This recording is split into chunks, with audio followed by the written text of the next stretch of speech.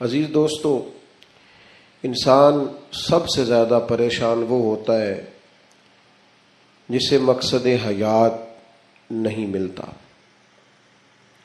جسے پتہ ہی نہیں ہوتا میں کیوں آیا ہوں، کس لیے آیا ہوں، کس کا بھیجا ہوا آیا ہوں۔ وہ سب سے زیادہ آزمائش میں ہوتا ہے، اور جن کو معرفت الہی نصیب ہو جاتی ہے اپنے مالک کا پتہ جاننے لگتے ہیں، محسوس کرتے ہیں کہ مجھے کسی مقصد کے لیے بھیجا گیا ہے، وہ آسودہ زندگی گزارتے ہیں، قلبی اطمینان اور انشراح صدر اللہ انہیں عطا کرتا ہے۔ اللہ تبارک و تعالی نے جب اپنے بندوں کی آزمائش کو دیکھا کہ وہ ڈھونڈتے پھرتے ہیں کہ ہم کیوں آئے، کس لیے آئے، کیوں بھیجے گئے، اللہ تعالیٰ نے انبیاء کرام علیہم السلام کا سلسلہ شروع فرمایا، اور پھر اس سلسلے کو بام عروج دیا اور اپنے پیارے حبیب علیہ السلام کو دنیا میں مبعوث فرمایا، اور فرمایا یا ایھا الناس قد جاءکم برہان من ربکم، اے لوگو یہ جو میرے نبی پاک علیہ السلام تمہارے پاس آئے ہیں تو یہ رب کی دلیل بن کر آئے، یعنی حضور سید عالم صلی اللہ تعالی علیہ وسلم کا وجود اطہر، کردار مبارک، آپ کا تبلیغ و ارشاد، آپ کا دعوت دین، یہ سب اس بات کی دلیل ہے کہ نبی پاک علیہ السلام اللہ کے سچے رسول بن کر دنیا میں تشریف لائے۔ ہم جب دنیا کے اندر نکلتے ہیں تو ہم دیکھتے ہیں کہ بڑے بڑے سمجھدار لوگ ہیں لیکن گمراہی کی زندگی گزار رہے ہیں۔ وحی الہی کے بغیر انسان جو بھی وقت گزارتا ہے، اللہ تبارک و تعالیٰ کے انبیاء پر جو وحی ہوتی ہے ان کی تعلیمات کے بغیر جو بھی وقت گزارا جاتا ہے وہ کبھی راہ حق پر نہیں گزرتا۔ اللہ نے احسان فرمایا اور فرمایا میں نے اپنی دلیل بھیجی ہے تمہیں اپنے محبوب عطا فرمائے۔ نبی پاک علیہ السلام کا ظاہری وجود بھی سارا اس بات کی دلیل ہے کہ حضور اللہ کے رسول ہے۔ حضرت عبداللہ ابن رواحہ رضی اللہ تعالیٰ عنہ اس مضمون کو اس طرح بیان فرماتے ہیں، آپ ارشاد فرماتے ہیں کہ حضور کوئی معجزہ بھی نہ دکھاتے، نہ ڈوبے ہوئے سورج کو اثر پر بلاتے، نہ چاند کے 2 ٹکڑے کرتے، نہ درخت سجدہ کرتے، نہ پتھر کلمہ پڑھتے، کوئی معجزہ بھی سرکار نہ دکھاتے، تو فرماتے ہیں حضور کا چہرہ مبارک ہی ایسا تھا لوگوں نے دیکھتے جانا تھا اور کلمہ پڑھتے جانا تھا۔ اللہ تعالیٰ نے حضور کے وجود نور کو اس طرح کا بنایا۔ پھر حضور علیہ الصلاۃ والسلام کو کچھ خاصیات جو محبوب پاک علیہ الصلاۃ والسلام کے فضائل، شمائل اور خصائل کو بیان کرتی ہیں، وہ بدرجہ اتم اللہ تعالیٰ نے محبوب کو عطا فرمائی۔ مثلا ایک حضور کی شان یہ ہے کہ نبی پاک امی ہے۔ امی کا معنی یہ ہے کہ حضور نے دنیا میں کسی استاد سے آ کے پڑھا نہیں، حضور سید عالم علیہ السلام کسی مکتب میں نہیں گئے۔ آپ کبھی ان لوگوں سے ملاقات کریں جو دنیا میں جنہوں نے پڑھا لکھا نہیں، وہ بڑے سیانے بھی ہوں نا کبھی اور بڑے معاملہ فہم بھی ہوں، تو پھر بھی اپنے جملوں اور اپنے لفظوں پر اس طرح کنٹرول نہیں کر پاتے جو ایک پڑھا لکھا آدمی کر سکتا ہے۔ نبی پاک علیہ السلام امی ہیں، سرکار نے دنیا کے کسی استاد سے نہیں پڑھا، لیکن یہ دلیل ہے نا میرے نبی کے سچا رسول ہونے کی کہ حضور نے علم و حکمت کے وہ موتی عطا فرمائے ہیں کہ دنیا حیران رہ گئی۔ یعلمہم الکتاب والحکمہ، اللہ فرماتا ہے یہ تمہیں کتاب بھی سکھائیں گے اور دانائی بھی سکھائیں گے۔ جو فلسفیوں سے کھل نہ سکا اور نکتہ وروں سے حل نہ ہوا، وہ راز ایک طیبہ والے نے بتلا دیا چند اشاروں میں۔ حضور علیہ الصلاۃ والسلام دانائی، حکمت، تدبر، فہم و فراست۔ آپ سرکار کا کوئی ایک فرمان پڑھ لیں، حضور کی کوئی ایک حدیث پاک آپ لے لیں، اس کی معنویت میں اتریں، اس کی گہرائی اور گہرائی کو آپ دیکھیں، آپ حیران ہو جائیں گے۔ صدیوں کے ادیب، شاعر، حکما وہ اپنا سارا کلام لا کے وہاں قربان کر دیں تو گرد راہ تک نہیں پہنچ سکتے. جو تدبر اللہ تعالیٰ نے نبی پاک علیہ السلام کو عطا فرمایا. آپ غور کریں, حضور مدینہ طیبہ تشریف لائے. اب پیار کرنے والا ہر آدمی ہی قابل اکرام ہوتا ہے. محبتوں کا خراج ہمیشہ انسان کو قرضدار رکھتا ہے. میرے جیسے چھوٹے آدمی سے جب لوگ پیار کرتے ہیں تو اپنی گردن جھکی ہوئی نظر آتی ہے کہ بوجھ زیادہ ہے, اس قابل نہیں ہے جتنی محبتوں کا سامنا ہے. تو اب سب محبت کرنے والوں کی دل جوئی کرنا, ان کے معیار پر پورا اترنا, ان کے معاملات کو دیکھنا, یہ آسان کام نہیں ہوتا. کسی درویش نے کہا تھا میں دوست تھوڑے بناتا ہوں, اس لیے کہ دوست زیادہ ہوں تو حقوق بھی زیادہ ہوتے ہیں. تو میں اتنی وسعت نہیں رکھتا کہ میں سب کے حق ادا کر سکوں. نبی پاک علیہ السلام مدینہ طیبہ تشریف لائے تو ہر آدمی کی خواہش ہے حضور میرے گھر آئے, حضور میرے گھر آئے. اور جو بھی وہاں عرض گزار ہے اور پیغام دے رہا ہے, سب کے سینے بھی کھلے ہوئے ہیں, دل بھی کھلے ہوئے ہیں, آنکھیں پلکیں فرش راہ کیے ہوئے ہر آدمی منتظر ہے کہ محبوب میرے گھر میں آئے. بڑا امتحان ہے, کس طرح کر کے سب کی چاہتوں کا جواب دیا جائے. تو یہ ذرا دیکھیے اس امی لقبی محبوب کی حکمت اور دانائی. محبوب فرمانے لگے بھی میری جو اونٹنی ہے نا یہ معمور من اللہ ہے, میں گویا خود نہیں فیصلہ کرتا میں نے کہاں جانا ہے, جہاں اونٹنی بیٹھ جائے گی میں مہمان بن جاؤں گا. انداز دیکھیے, نبی پاک علیہ الصلوۃ والسلام نے نا اونٹنی کی لگامیں اس کی گردن پر ڈال دی.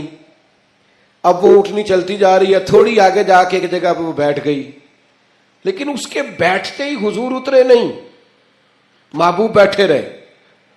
ابھی سرکار کی اونٹنی پوری طرح بیٹھی نہیں تھی, پھر اٹھ کے کھڑی ہو گئی اور تھوڑا سا آگے چلنے کے بعد حضرت ابو ایوب انصاری کے دروازے کے سامنے بیٹھ گئی. اور وہ اس طرح بیٹھی کہ اس طرح جم کے بیٹھی کہ اس نے اپنی گردن بھی بچھا دی. جب اطمینان سے اونٹنی بیٹھ گئی, نبی کریم اترے, جناب ابو ایوب انصاری رضی اللہ تعالیٰ عنہ کے گھر میں جلوہ فراز ہوئے.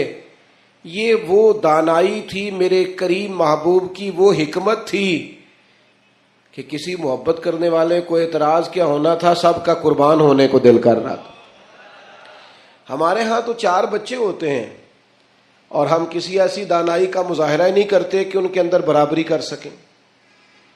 ہم اس سمجھ بوجھ کا لحاظ ہی نہیں کرتے.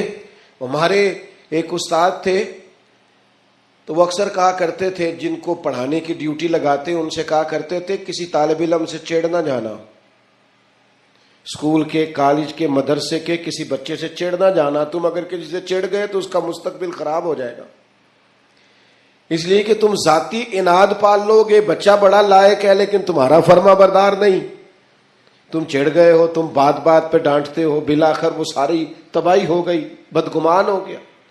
نبی پاک علیہ الصلوۃ والسلام امی ہیں, لیکن یہ میرے محبوب کی نبوت کی اعلیٰ دلیل ہے کہ اللہ تعالیٰ نے محبوب کو حکمت, تدبر, دانائی. ہم دانا نہیں ہوتے, شعور نہیں رکھتے, فہم و فراست کا. وہ عارف رومی کہتے ہیں کہ ایک شخص بادشاہ تھا, اس نے خواب دیکھا. خواب میں دیکھا کہ اس کے سارے دانت ٹوٹ گئے.